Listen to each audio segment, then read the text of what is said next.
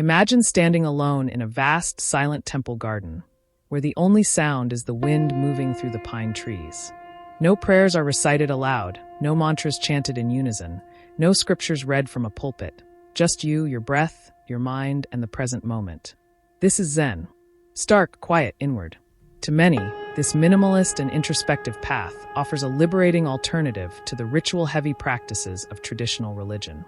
But for others, it raises an important question. Is Zen too focused on the individual? Has it gone so far inward that it loses touch with the communal, ethical, and relational aspects of spiritual life?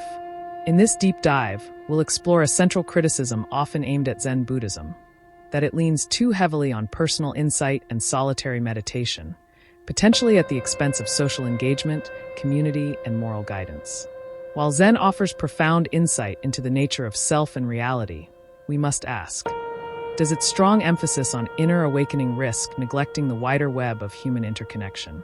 Welcome to the unfolding journey, where we explore the depths of spiritual traditions from across cultures and time. In this space, we ask honest, sometimes challenging questions about paths that promise inner freedom and enlightenment. Today, we'll explore Zen Buddhism through a critical lens, examining whether its emphasis on direct, personal experience might come at the cost of connection, compassion, or ethical clarity. Whether you're a student of Zen, a skeptic, or simply curious about Eastern philosophy, we hope this episode opens up new perspectives and invites deeper thought. At its core, Zen Buddhism is radically personal. Zen rejects dogma, organized ritual, and even scripture as the central path to awakening. Instead, it offers a stark alternative: Zazen, seated meditation, koans, paradoxical riddles, and direct experience as the route to Satori, a sudden flash of insight into the nature of reality. This emphasis on direct, non-conceptual understanding strips spirituality down to its raw core. The practitioner is encouraged not to rely on priests, holy texts, or external authorities, but to see into their own nature through personal practice. The famous Zen saying, "If you meet the Buddha on the road, kill him," reflects this iconoclastic spirit, warning against attachment to external figures or teachings. From one perspective, this approach is deeply empowering. It says that awakening is available to everyone, and it must come from within. But it also raises important concerns. If Zen is so focused on personal insight, where is the space for ethical responsibility, social engagement, or community support? One major critique of Zen, especially from scholars and practitioners of other Buddhist schools, is that Zen can be ethically vague. While all Buddhist traditions teach the principle of sila, moral conduct, Zen often de-emphasizes formal ethical teachings in favor of intuitive wisdom. In traditional Buddhist schools, morality is clearly outlined through the 5 precepts and the Eightfold Path. In Zen, these precepts are not ignored, but they are seen as expressions of enlightenment rather than prescriptions for attaining it. This subtle difference leads to an important question. What guides the behavior of someone who hasn't yet had an awakening? In the absence of clear moral instruction, some worry that Zen's emphasis on non-duality and emptiness could be misinterpreted as moral relativism. If there is no inherent self and all phenomena are empty, then what obliges a practitioner to act ethically? In extreme cases, critics argue that this can enable problematic behavior, especially when individuals or teachers misuse the philosophy to justify harmful actions. The history of Zen includes examples of such behavior, particularly among certain Zen masters during wartime Japan, where Zen principles were sometimes twisted to support nationalism or militarism. Zen is famously minimalist, but sometimes that simplicity becomes a kind of elitism. The traditional Zen path involves long hours of silent meditation, strict discipline, and often years of training under a master. It's not particularly welcoming to beginners, nor is it designed to be. Unlike devotional forms of Buddhism that offer chanting, storytelling, and community rituals that engage people of various abilities and backgrounds, Zen can feel cold, intellectual, and exclusive.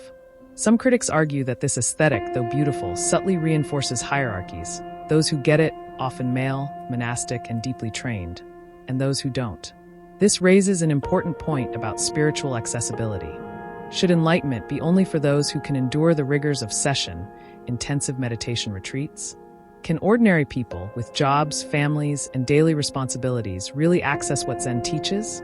Of course, many modern Zen teachers work hard to make Zen more inclusive, offering teachings in lay communities and simplifying meditation practices. But the historical and cultural roots of Zen still carry a sense of aloofness and discipline that may alienate some spiritual seekers. Perhaps the most pointed criticism of Zen's individualism is that it may encourage social disengagement. The stereotypical image of a Zen practitioner is someone sitting in serene isolation, detached from the world's noise, unmoved by politics or injustice. While this is a simplification, there is some truth to the concern. Zen's focus on inner liberation can sometimes downplay the importance of outer change. Unlike socially engaged forms of Buddhism found in Southeast Asia or among Tibetan teachers like the Dalai Lama, Zen rarely foregrounds activism or community service. Historically, Zen temples in Japan were often closely aligned with state power and didn't challenge social injustices. In modern times, critics have asked why Zen has not done more to address issues like poverty, racism, and climate change. Especially in the West, where Zen centers often operate in affluent, predominantly white communities. The fear is that Zen's message of accept what is may lead to passivity rather than compassionate action. If suffering is just an illusion, why bother changing the world? This is, of course, a misreading of deeper Buddhist compassion, but it's a misreading that Zen's aloof style does little to prevent. In response to these criticisms, many Zen teachers and practitioners argue that true inner transformation naturally leads to ethical behavior and compassionate engagement. The absence of formal doctrine is not a moral vacuum, but a pointer to a more spontaneous, authentic form of morality. From this view, Zen's emphasis on direct experience isn't selfish, but deeply relational. When the illusion of the separate self falls away, what arises is not cold detachment, but an experience of profound interconnection. Compassion is not added onto enlightenment, it is its expression. Zen also teaches that you cannot save others until you've awakened yourself, just as you cannot pull someone from drowning if you are also flailing in the water. The stillness and clarity cultivated through meditation enable a more skillful, less reactive way of being in the world. Zen encourages action, but not from ego or ideology, from presence and wisdom. Moreover, the Zen tradition is not monolithic. There are socially engaged Zen teachers, such as Thich Nhat Hanh, who combine deep insight with activism and community building. In the West, new generations of Zen practitioners are reimagining the practice to address modern challenges without abandoning Zen's core principles.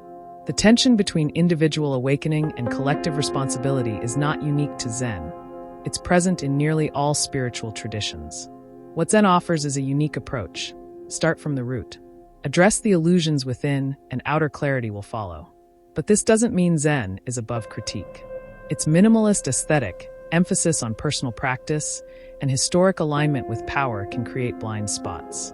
Zen, like all living traditions, benefits from being challenged, adapted, and reinterpreted in light of ethical and social concerns. The real question isn't whether Zen is too individualistic, but whether it can integrate its inner focus with a modern world in need of connection, justice, and care. Can Zen maintain its fierce commitment to personal awakening while also acknowledging that we wake up with others, for others, and among others? The answer may lie in how each practitioner lives their realization, not only on the cushion but in the world. Zen Buddhism, with its inward gaze and relentless pursuit of awakening, offers a compelling spiritual path for those drawn to direct experience and personal insight. Yet, as we've explored, it is not without its critics. Some question whether Zen's focus on the self overlooks our duties to others, to the community, and to the broader world. But perhaps the power of Zen lies not in rejecting these concerns, but in transforming how we relate to them. A Zen practitioner may begin alone on the cushion, but if the practice is sincere, it must expand outward, into mindful relationships, compassionate action, and ethical living. Zen is not about escaping the world. It's about seeing it clearly, moment by moment, and responding with presence, not pretense. If there's a challenge for modern Zen, it's to ensure that this clarity doesn't stay confined to monasteries or meditation halls, but flows into the living world where awakening matters most. If this exploration sparked new thoughts or challenged your perspective, we invite you to subscribe to The Unfolding Journey. Each week, we explore the deeper questions behind spiritual traditions with honesty, nuance, and curiosity. If you value thoughtful, reflective content that goes beyond the surface, hit that subscribe button, like the video, and join our growing community of seekers and thinkers. Until next time, stay awake, stay curious, and keep unfolding.